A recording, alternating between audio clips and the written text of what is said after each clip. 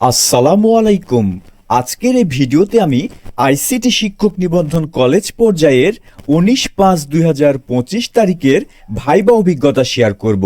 চলুন দেখে আসি এই তারিখে একজন ভাইবা প্রার্থীকে কি প্রশ্ন করা হয়েছিল। প্রথম প্রশ্ন, ওএস, কর্নেল, ডেডলক কাকে বলে? OS operating system. Operating system হলো একটি সফটওয়্যার যা কম্পিউটার, হার্ডওয়্যার এবং ইউজারের মধ্যে মধ্যস্থতাকারী হিসেবে কাজ করে। এটি বিভিন্ন অ্যাপ্লিকেশন প্রোগ্রাম চালাতে সহায়তা করে এবং রিসোর্স ম্যানেজমেন্ট করে। কর্নেল কর্নেল হলো ওএস এর মূল অংশ যা সরাসরি হার্ডওয়্যারের সাথে যোগাযোগ করে। এটি মেমোরি, প্রসেস, ডিজাইন এবং ফাইল ম্যানেজমেন্টের কাজ করে। ডেডলক হলো এমন একটি অবস্থা যেখানে দুই বা তার বেশি প্রসেস একে অপরের রিসোর্সের ওপর অপেক্ষা করতে থাকে এবং কেউই এগিয়ে যেতে পারে না। একে অচল অবস্থাও বলা হয়।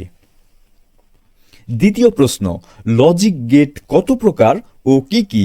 লজিক গেট প্রধানত 3 প্রকারের, তবে আরও কিছু কমপ্লেক্স গেটও আছে।